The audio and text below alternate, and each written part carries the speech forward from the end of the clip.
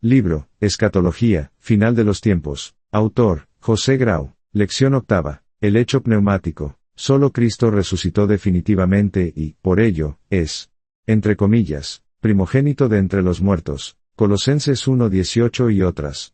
Él ganó la victoria final sobre la muerte y el diablo. Hechos 2:24. En Cristo ha habido resurrección. Esta es el ancla de nuestra fe, pues, si Cristo no hubiera resucitado, afirma el apóstol Pablo, vana sería nuestra esperanza. Esta resurrección es el punto de partida de toda la vida cristiana y de todo el pensamiento cristiano.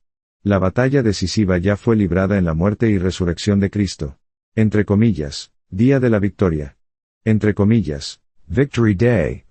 En expresión de Kuhlman, el poder de la resurrección. Aunque privado de su cuerpo, el cristiano ha sido tomado por el Espíritu Santo de Dios, es decir, por el poder de la resurrección, Romanos 6:3 y otras, si realmente ha sido regenerado.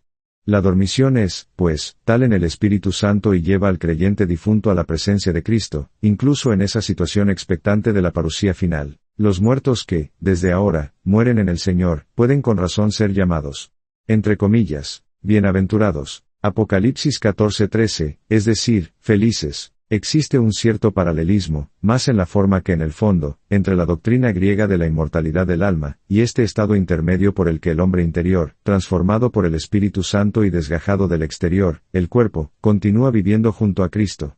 Ciertamente, esta continuidad de la vida está enfáticamente expuesta en el Nuevo Testamento, Juan 3:36 y otras, pero no se produce por una supuesta dicotomía cuerpo y alma, puesto que tal dicotomía no es bíblica, más bien la Escritura insinúa una síntesis cuerpo-alma. La diferencia entre la concepción bíblica y la griega sigue siendo radical, y arranca desde sus mismos fundamentos hasta alcanzar sus consecuencias. El estado de los muertos en Cristo no deja de ser provisional, la personalidad no es todavía perfecta por falta de uno de sus elementos, situación de, entre comillas, desnudez, de dormición, de espera y de tensión escatológica. Por otro lado, la muerte, mientras no llegue el, entre comillas, día de la victoria, sigue siendo el gran enemigo, el postrero que ha de ser derrotado. Si los muertos viven con Cristo, ello no corresponde, como en la formulación platónica, a la esencia del alma, sino a una intervención divina que obra desde fuera por el poder de la muerte y resurrección de Cristo, por medio de su Espíritu Santo, que ya resucitó al hombre interior durante la vida terrena, en la conversión del pecador mediante la acción poderosa del Señor. Hallamos un resumen en comienzo de cita. Y si el Espíritu de aquel que levantó a Jesús de los muertos mora en vosotros, el que levantó de los muertos a Cristo Jesús vivificará también vuestros cuerpos mortales por su Espíritu que mora en vosotros. Fin de cita. Romanos 8:11. El poder del Espíritu. Lo que cuenta, en definitiva, es la posición del Espíritu Santo que Dios da a todos los que se abren a la acción del Evangelio.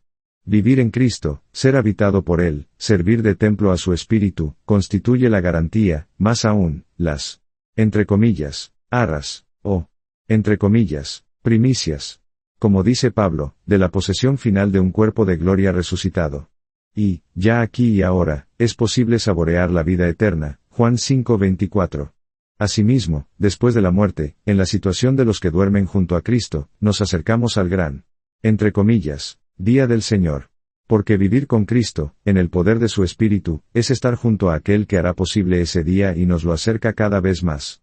¿Quién, sino Él, nos librará de este, entre comillas, cuerpo de muerte? Signo de interrogación. Él, que renueva nuestro hombre interior, transformará nuestros cuerpos carnales en cuerpos espirituales, esto es, una materia viviente, penetrada hasta lo más íntimo por el Espíritu de vida, sustituirá a la materia de la muerte, un cuerpo vivo por un cuerpo decadente. Esta es, en consecuencia, la súplica del apóstol por los Efesios, que desearíamos hacer por todos los hombres, especialmente por nuestros compatriotas.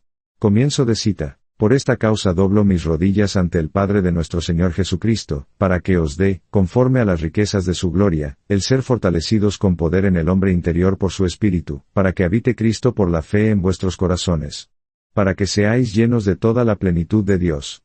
Fin de cita. Efesios 3:14-19. El poder de Cristo. El mensaje cristiano no solo presenta este esperanzado porvenir para quienes lo acogen con fe y viven de él, sino que incluye, al mismo tiempo, una seria advertencia para quienes lo rechazan. Porque, si vivir en Dios por el poder de su Espíritu significa situarse en el ámbito de la vida y de la inmortalidad, tanto en el estado intermedio como en la eternidad después de la resurrección, el rechazo equivale a un desplazamiento que Dios sitúa en el reino de la muerte y de la condenación. Si creemos a Cristo acerca de la salvación, hemos de creerle también cuando nos enseña sobre la condenación de quienes persisten en su impiedad e incredulidad. Comienzo de cita. Ay de los que desean el día de Jehová. ¿Para qué queréis este día de Jehová?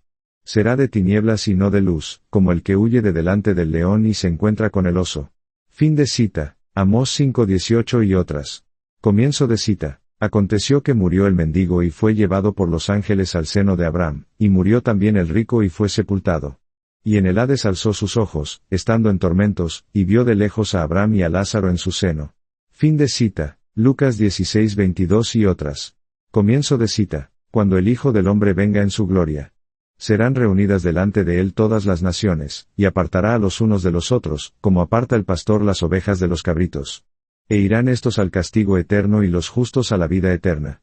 Fin de cita. Mateo 25:31 y otras. Todos estos textos aclaran que, así como existe un estado intermedio y una felicidad eterna para los creyentes, hay también una realidad miserable que aguarda a quienes mueren sin Cristo, una miseria que desembocará en la eterna condenación. Esta doctrina no está de moda. En la Edad Media se predicó en demasía la justicia divina que castiga, y muy poco el amor de Dios que perdona y salva. Hoy el péndulo oscila hacia el otro extremo. Llegados a este punto, la escatología personal se inserta en la eclesial y la cósmica. Tras considerar la esperanza del individuo, abordaremos la esperanza de la Iglesia y la del mundo, porque no solo hay un fin para cada persona, el estado presente de las cosas es asimismo precario y llegará a un momento final. La historia de la humanidad, como la de cada ser humano, tiende a unas metas, a una consumación final. Comienzo de cita. Porque el anhelo ardiente de la creación es el aguardar la manifestación de los hijos de Dios. Porque la creación fue sujetada a vanidad, porque también la creación misma será libertada de la esclavitud de corrupción a la libertad gloriosa de los hijos de Dios. Fin de cita. Romanos 8:19 al 21.